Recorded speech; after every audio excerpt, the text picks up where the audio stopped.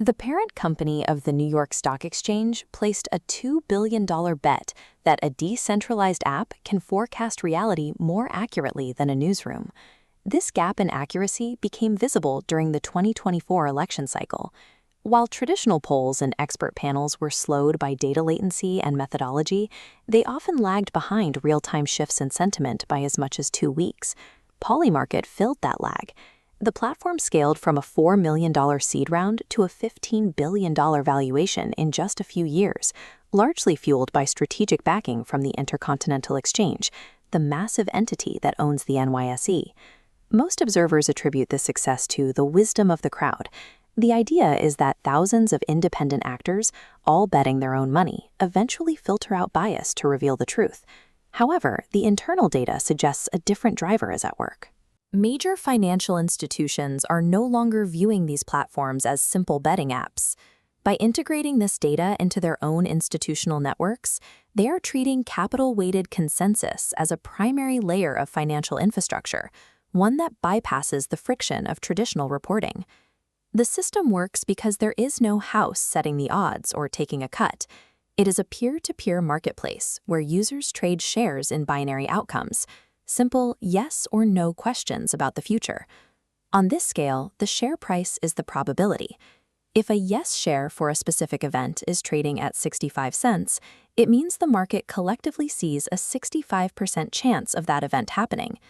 This creates what analysts call high convexity hedging. A corporation can protect itself against a major risk, like a tariff or a rate cut, with much less capital than traditional methods. To get a $1 million payout from a bond move, you might need $50 million upfront. On Polymarket, that same $1 million hedge might only cost $400,000. To make this viable for Wall Street, the platform launched V2. They moved away from risky bridged assets to PUSD, a native token backed one-to-one by US dollars. They also added multi-signature support, providing the security controls required by large-scale trading firms. These technical shifts turned a speculative crypto experiment into a professional-grade financial engine, designed specifically to attract and hold institutional capital. But the crowd is smaller than it looks. This pie chart reveals that just 1% of users capture over 76% of all trading gains on the platform. This elite group consists of sophisticated bots and traders with highly specific information. The other 99% of users are largely providing the liquidity that fuels their profits.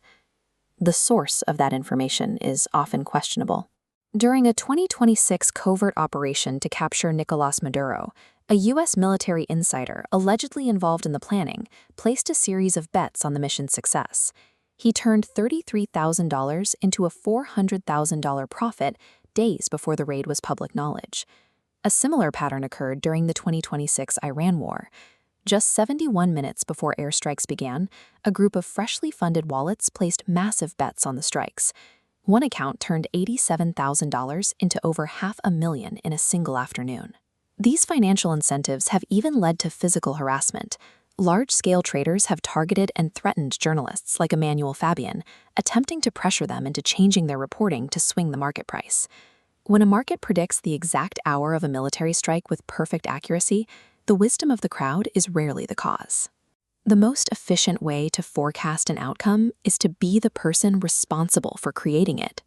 This surge in high-stakes activity has triggered a jurisdictional battle. Federal regulators at the CFTC are currently clashing with state gaming boards over whether these markets are legitimate financial tools or simply a new form of illegal gambling.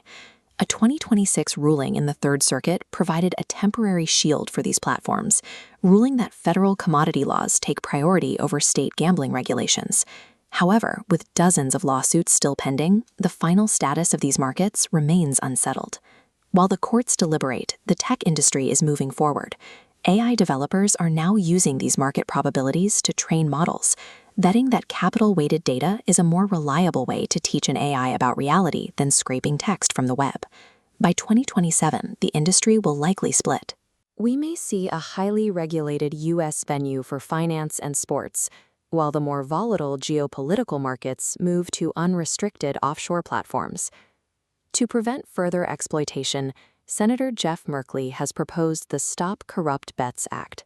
The goal is to ban all contracts tied to war and elections, arguing that they lack any legitimate commercial purpose and invite systemic corruption. The ability to put a price on the future is now one of the most valuable assets in the global economy. This leaves us with a choice.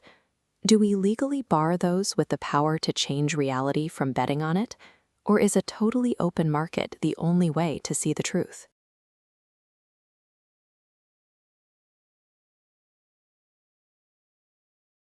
An investment in knowledge pays the best interest, so why not invest in this channel? Click like and subscribe for more.